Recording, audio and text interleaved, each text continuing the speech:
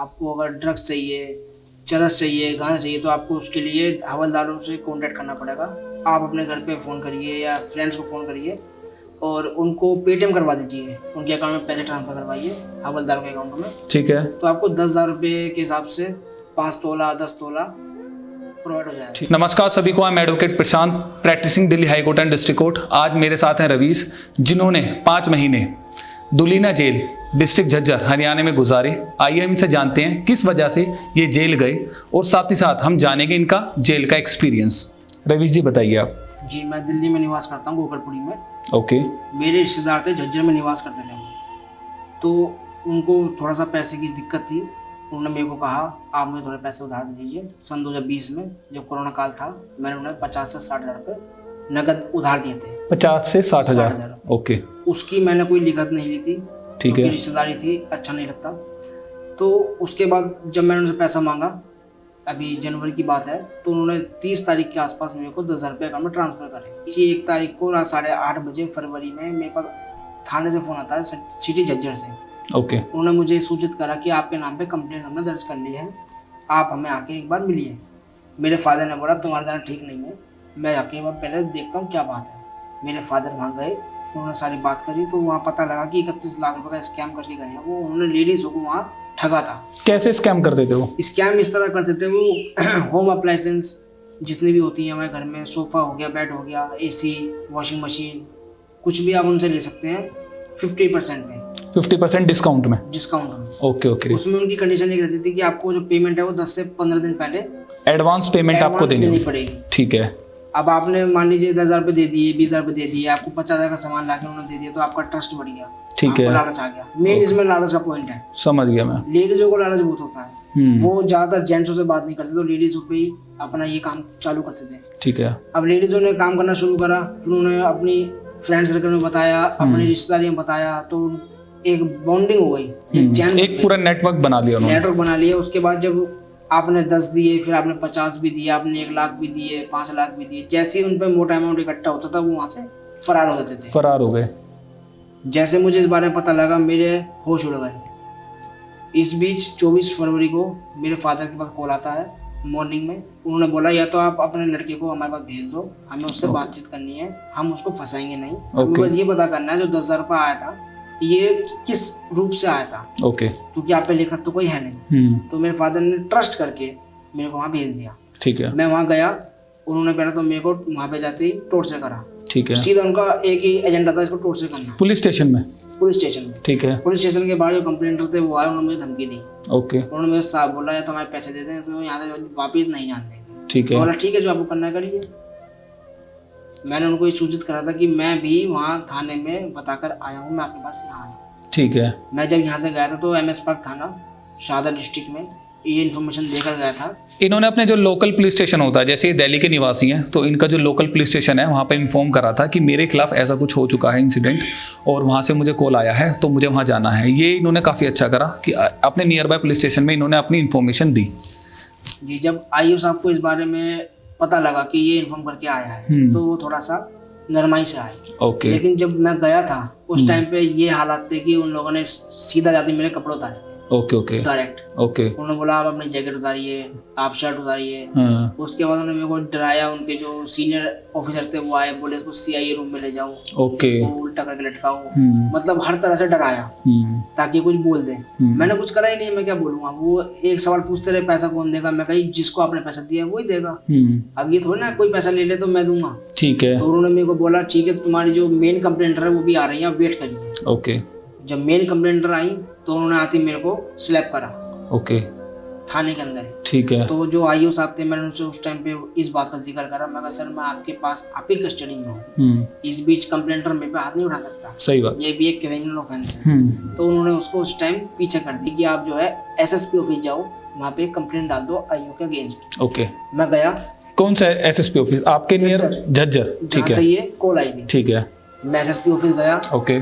अपने हाथ से 8 से 10 पेजों की मैंने एक एप्लीकेशन तैयार करी। ठीक है। मैं वो लेकर गया, वहाँ उन्होंने मेरे को मना कर दिया, कह रहे हम ऐसा एप्लीकेशन नहीं लेंगे आपके। ठीक है। अगर आपके साथ कभी ऐसा होता है कि आप पुलिस स्टेशन जाते हैं या कोई से भी विभाग जाते हैं जहां पर आपकी कंप्लेंट नहीं ली जाती है, आप फिजिकली प्रेजेंट होते हैं और वो मना करते हैं, आपसे डिनाई करते हैं, तो आप इसकी काफ़ी सारे वे आउट अवेलेबल हैं। आप उन्हें रजिस्टर्ड पोस्ट भी कर सकते हैं, उसकी रिसिप्ट आपको मिल जाएगी। इन फ्यूचर कभी आपको दिखाना होगा तो आप उस रिसिप्ट को दिखा सकते हैं कि मैंने ये रजिस्टर्ड पोस्ट कंप्लेंट इस पर्टिकुलर प्लेस पे डाली है और ये मेरे पास रिसिप्ट है। तो आप ये फिजिकल जो अपेयरेंस होती है, हाथ जोड़ना, रिक्वेस्ट करना, आप इसे अवॉइड करिए और उन्हें रजिस्टर्ड पोस्ट करिए। आगे बताइए आप। जी, जब मेरा वहाँ कुछ काम नहीं बना तो मैंने अपने ही जिले में निवासी, जहाँ मैं दिल्ली में निवास करता हूँ, वहीं पे नियर बाई थाने में जाके मैंने कंप्लेंट दी। ठीक है। वहाँ भी उन्होंने मेरे को मना करा, लेकिन एक कांस्टेबल थे, उन्होंने थोड़ा मेरे को देखा, समझा इस बात को। मैं उनको शुक्रिया करता हूँ, उन्होंने मेरी तरफ स्टैंड लिया। ओके। उन्होंने पर्सनल अपने फ़ोन से, थाने के फ़ोन से नहीं, अपने फ़ोन से थानेदार को फ़ोन करा झज्जर में सिटी स्टेशन। ठीक है। उन्होंने फ़ोन करा, उनसे बात करी कि ऐसे ऐसे आशीष वर्मा नाम का बंदा आया है और ये अपनी कंप्लेंट लेकर आया है, क्या इसका क्या मैटर है। तो उन्होंने बताया कि इसके नाम पे एफआईआर हो चुकी है। तो उन्होंने बताया आपने उसको पहले सूचित करा था इस बारे में? क्या नहीं, मैंने पहले नहीं बताया। आपने क्यों नहीं बताया?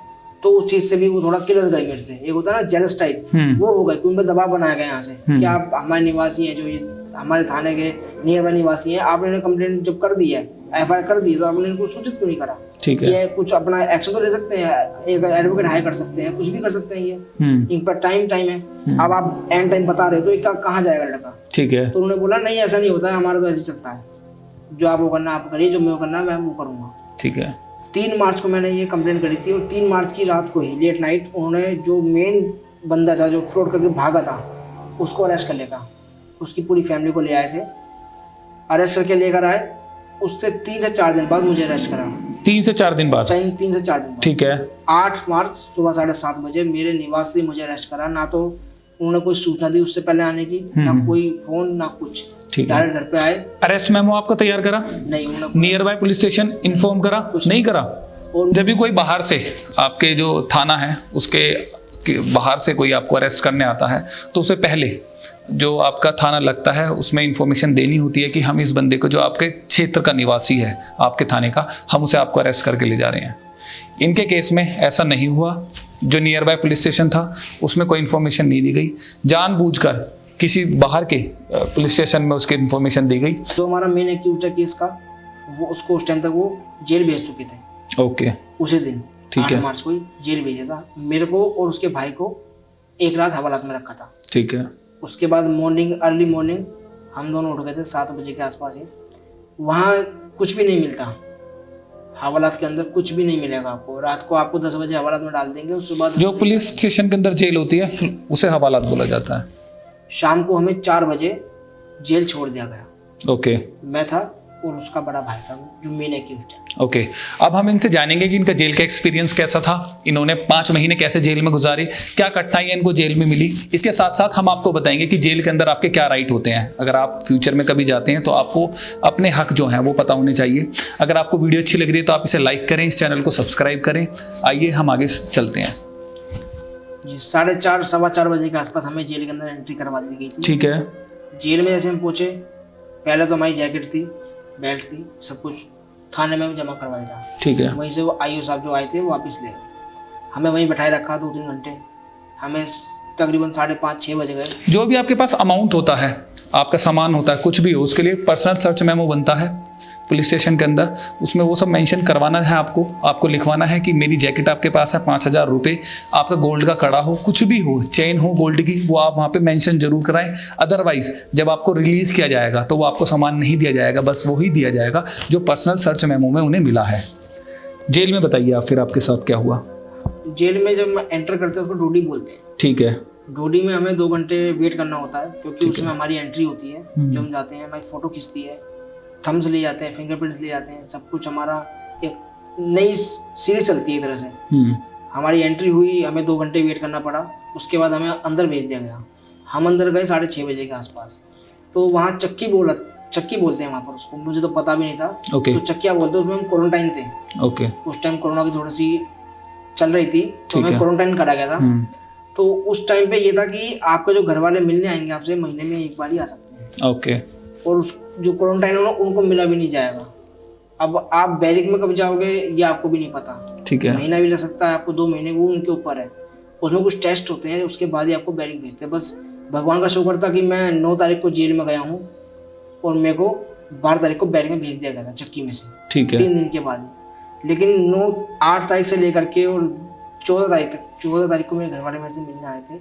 6 दिन में ना मेरी घर पे बात हुई थी, ना कोई मैसेज, कुछ भी नहीं, इन्फॉर्मेशन कुछ नहीं दी आपने उन्हें? ओके, कुछ इन्फॉर्मेशन नहीं। जेल में जाने के बाद मैंने जो सुप्रीडेंट ऑफिस होता है वहाँ पे मैंने अर्जी दी थी। मैंने कहा मेरे घर वालों को बता दीजिए आप, मैं जेल में आ गया हूँ। कह रहे हम तेरे बाप के नौकर नहीं लग रहे हैं, अंदर जाएगा, फ़ोन कर लियो आराम से।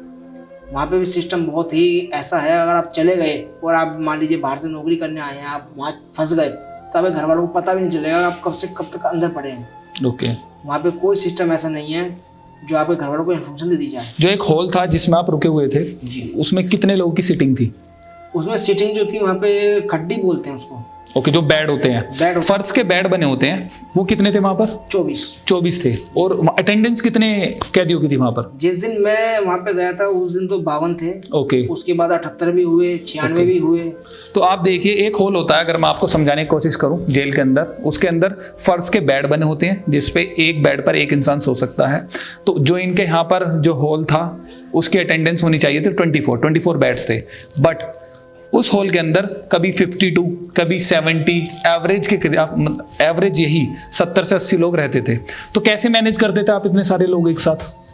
सर मैनेज का ऐसा था कि जैसे मैं हूँ, मेरा कोई जानकार आ गया गाँव का, तो मेरे साथ एडजस्ट हो जाएगा खड्डी पे। बाकी अगर नया बंदा आया है, मैं दिल्ली से गया था, मैं दिल्ली का हूँ, मैं तो वहाँ जानता नहीं किसी को भी, तो आपको नीचे सोना पड़ेगा। ओके, नीचे सोते थे आप? हाँ, नीचे सो गए आप, उसमें वहाँ आपको जानवर चलते मिलेंगे। ओके ओके, वहाँ पे बहुत कुछ है, वहाँ पीछे जंगल है, तो वहाँ पे कुछ नहीं है ऐसा आपको सेफ्टी मिले।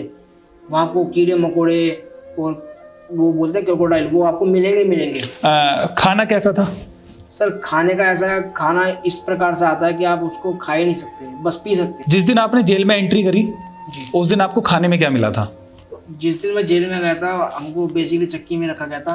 वहाँ खाना थोड़ा सा अलग आता है। ओके, क्वारंटाइन में जब हम थे तो हमारे लिए आलू पालक आए थे, उसमें सिर्फ पालक ही पालक था, वो भी ऐसा था उबाल के दे दिया हो। ठीक है। और रोटी वहाँ गिनती की 5 मिलती हैं। ओके, काफ़ी लोग बोलते हैं कि जेल के अंदर आप नशा कर सकते हैं, आपको सिगरेट भी अवेलेबल हो जाती है क्या? सब कुछ अवेलेबल है। क्या रेट से इनके? क्या सिगरेट की डिब्बी आपको 500 रुपये के रेट से मिलेगी। ठीक है। की। ओके। बीड़ी का बंडल आपको 24 रुपये के रेट से मिलेगा। ठीक है। और आपको अगर ड्रग्स चाहिए, चरस चाहिए, गांजा चाहिए, तो आपको उसके लिए हवलदारों से कॉन्टैक्ट करना पड़ेगा। आप अपने घर पे फ़ोन करिए या फ्रेंड्स को फ़ोन करिए और उनको पेटीएम करवा दीजिए, उनके अकाउंट में पैसे ट्रांसफ़र करवाइए हवलदार के अकाउंट में। ठीक है। तो आपको 10,000 रुपये के हिसाब से 5 तोला 10 तोला प्रोवाइड हो जाएगा। ठीक है। काफ़ी सारी वीडियोस भी यूट्यूब पे अवेलेबल हैं जहाँ देखते हैं कि हुक्का पी रहे हैं अंदर। हाँ जी, हुक्का, हम वहाँ हुक्का बनता है, डोलची हम बेसिकली बोलते हैं। 5 किलो की डोलची आती है। डोलची, हाँ। उसको हम तोड़ते हैं ऊपर से, अंदर देखा मैंने, उसको तोड़ते हैं अंदर से, हैंडल उसका तोड़ दिया, निकाल दिया, नीचे से उसको काट दिया। ठीक है। काटने के बाद वो बिल्कुल प्लेन होगी नीचे से, उसके ऊपर मिट्टी रखी, एल्फी डाली और डंडी खड़ी कर दी। ओके। साइड से हुक्का निकाल दिया और चिलम लगा के हुक्का चालू। क्या जेल के अंदर गैंग्स ऑपरेट करती थी? जी, गैंग ऑपरेट करती थी वहाँ पे। एक्चुअली में क्या है, हरियाणा बहुत बड़ा डिस्ट्रिक्ट है और इसके कारण वहाँ पे बहुत सारे गाँव हैं। तो छोटे छोटे गाँव से, कस्बों से जो लड़के वहाँ अंदर बंद है, तो उनकी आपस में ही गैंग बन जाती है। ओके। ऑपरेट करते हैं वो अंदर से बाहर के? ऑपरेट करते हैं, सब कुछ ऑपरेट होता है। फोन वगैरह सब होते हैं उनके पास? सब कुछ होता है। जब हम तारीख पे खारजे में जाते हैं, कोर्ट में जाते हैं, तो नीचे खारजे में बैठते हैं, वहाँ भी नशीले पदार्थ अवेलेबल है। Okay okay. तो इन सब को देखते हुए क्या वहाँ तलाशी आती थी कि लोग सर्च के लिए आते थे बाहर से लोग? सर मोस्टली तो महीने में 2 बार तलाशी तो आती थी। ठीक है। उससे हमें पता लग जाता था तलाशी कब आ रही है। कौन बताता था आपको? हवलदारी हमें सूचित करते थे कि आपके पास कटन है। कटन वहाँ बोलते थे, गिलास जो होते हैं, थाली होती है, इनको तोड़ के वहाँ कटन बना जाते हैं। इतने बड़े बड़े चाकू बनाए जाते हैं जिससे सब्जी वगैरह काटते हैं। लड़कों को अगर मारना है तो उनको मारते हैं फेस पे। ऐसा कोई इंसिडेंट हुआ था उन 5 महीने में कि किसी इंसान की लड़ाई हुई हो या फिर किसी ने? जी, मेरे साथ हुआ था। मेरे साथ का लड़का था एक। ओके। उसके फेस पे कटन लगा था। ओके। एक लड़ाई। कोई सुसाइड करा हो किसी ने? मेरे सामने 2 सुसाइड हुई है। कैसे कैसे सुसाइड करी थी उन्होंने? एक सुसाइड तो फांसी लगा करी है और एक ने ट्रैक्टर के सामने अपनी आंखें जान दी। ओके। जैसे लॉ में प्रोविजन है कि जजेस विजिट पर आते हैं अंदर, उसे क्या बोला जाता है वहाँ पर? जी, उसे परेड बोलते हैं। Session parade. सेशन परेड होती है।